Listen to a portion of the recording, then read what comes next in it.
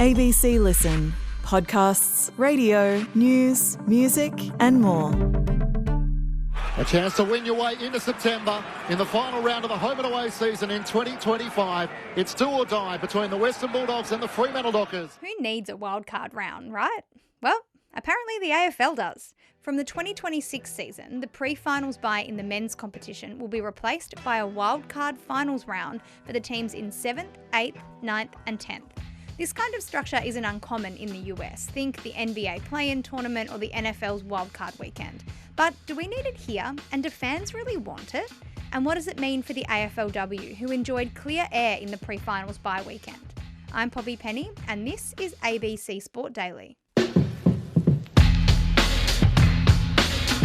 Luke Ball played 223 games for St Kilda and Collingwood, and since then has played just about every role in footy, including being part of the ABC's call team. Bally, the AFL have made the decision to include a wildcard round in the 2026 final structure for the men's competition. Can you walk us through how this will actually work? G'day, Poppy. Well, cue naysay and outrage, of course, when a big change gets announced in our AFL landscape. I'm of the view, let's just give it a chance. Let's just see how it all plays out. I think listening to Andrew Dillon today, you can see why that the AFL have looked to introduce this. What we feel is by expanding the final series, we'll have more games of consequence during the home and away, which we know our fans love. We know fans will go to those games. We know they'll watch them in numbers. But what we also know is that, particularly the final series this year, where we had pretty much every game as close enough to a sellout, that our fans love finals games. So we think it provides opportunities and provides hope for our fans. So I think over the last couple of years, last year was a bit of an outlier in the sense that we had a pretty clear top 9 in the end as it played out from about round 16 or 17 onwards. Questioned all week about pressure, about history. How's that for an answer?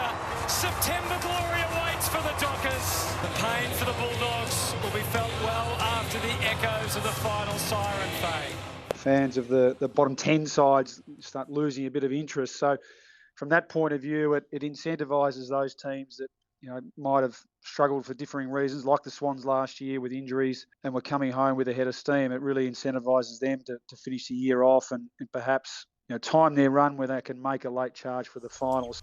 Well, I think if you look at the ladder over the last few years and you see the teams that have been finishing in 9th and 10th, and this year's a great example. You had the Bulldogs won well more than 50% of the games, had a percentage of over 130. You had the Swans who won over 50% of the games. So I don't think it rewards mediocrity. What it does is provide opportunities and more games of consequence. So, look, I'm okay with it. I'm all for it. There's a bit of a thread that we're just copycats of the American sports. We've seen it work pretty well in the NFL. It gives teams, as I said, and their supporter base that little bit of hope towards the end of potentially a long season that they can still play a role in finals. In reality, it's always going to be tough to win the grand final, isn't it, from 7th or even 5th onwards, as recent history would say. So whilst it might look like a big change on paper, I think it's worth a shot, and I think everyone just take a bit of a deep breath and let's see how it plays out next year. So it sees 7 plays 10 and 8 play 9, which essentially means we have a top 10, which is 55% of the teams in the competition qualifying for finals. And as you mentioned, if you look at the sort of 2025 season, that would mean the Swans and the Western Bulldogs both get a crack at making the 8. If either of those teams made the 8, or indeed the teams in 7th and 8th, if they were to make it and then make a run at the grand final, they would be playing 28 games in a season. Is that too many? Well, it is. It is, isn't it, really, in a sense? And that's why clearly we still want to incentivise, top 2 finishes and top 4 finishes, which I heard Andrew Dillon talk about today, and that's still very much the case. What it does do then is actually make that gap between 6th and 7th. That'll be something that the clubs will be striving for. And what we do then, you'll have a big difference between 1st and 2nd because you get the home final. 3rd and 4th, you get the double chance. 5th and 6th, you'll get that week off.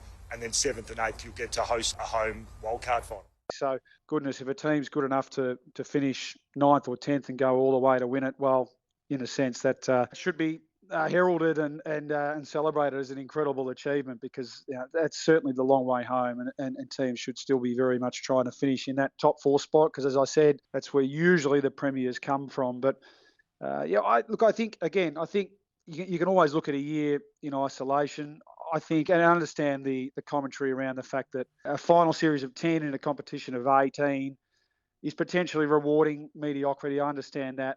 My view is that wildcard weekend is the last opportunity to qualify for finals. So I think you might have said that Andrew Dillon said that it's the first week of the finals. Maybe the only tweak that I would make is that it's still that last opportunity. And I think those American sports call it that as well. It's not necessarily the first week of the finals. It's the last opportunity to qualify for the finals in over a long, really tough season. The wildcard finals will be finals which will be part of the Gary Ayres medal and go on the players' records as playing in finals. So incentivising the top 6, you get the weekend off, you're in, and then those last 2 spots are up for grabs. And you're right, I think everyone would have tuned in to watch the Bulldogs finishing 9th on 14 wins, playing the 8th place team this year, and the Swans, who were coming home with a head of steam, finishing 10th, they would have tuned in to watch them play 7th.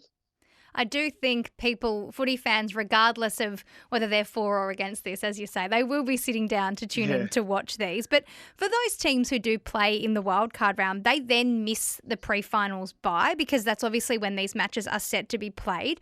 Do you actually think a team who misses that pre-finals bye and then has to play the additional game can go on and win the flag?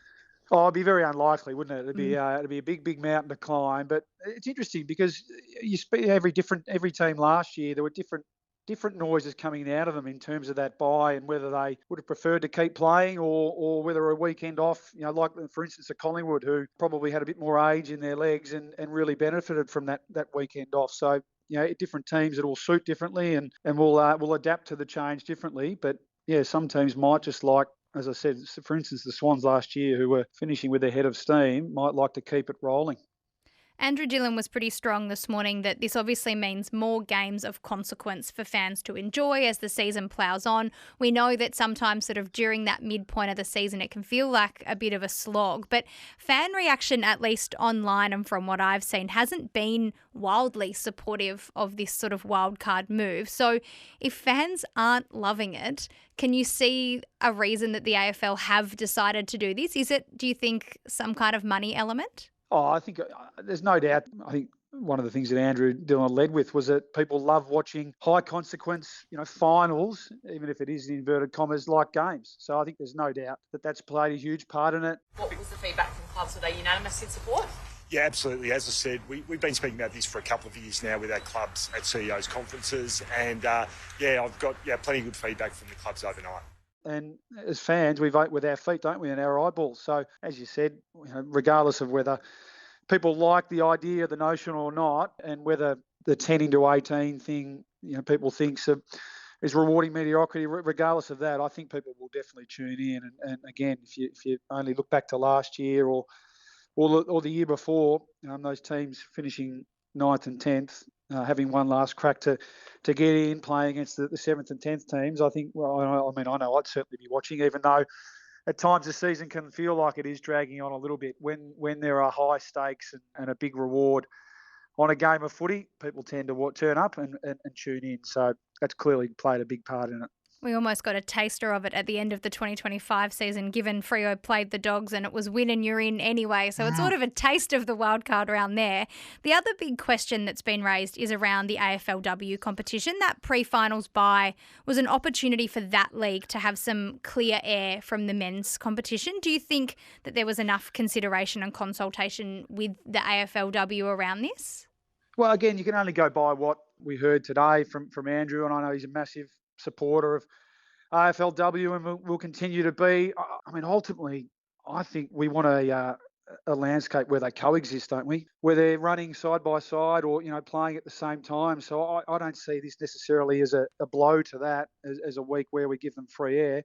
I'd be looking at ways where we can leverage it from an AFLW point of view. So why can't we play a few big games as curtain raisers or curtain closers to these wildcard games? Let's, when we've got stadiums full, let's see if we can leverage that and celebrate the AFLW game even more. So I understand, again, the commentary around it, but I see it as an opportunity more than a blow to the AFLW competition.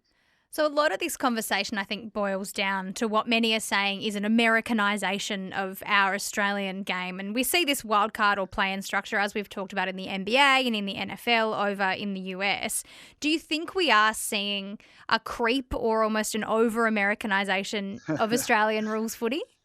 Well, fresh off celebrating Halloween with my little kids, Poppy, where it does seem like it's not just sport, but anything in popular culture seems to be creeping over here, as you said. Look, I think if it's successful, why wouldn't we look at it? You know, success leaves clues. So whether it's America or Europe, wherever it is, where there's something that's happening that's been successful, particularly in elite sport, then why wouldn't we look at whether we can bring elements of that into our game? So I think clearly there's been some consultation, or there's been some eyes over on what's happening over there. And again, I think it's been pretty successful over there. So from my point of view, again, let's take a breath and see how it plays out next year.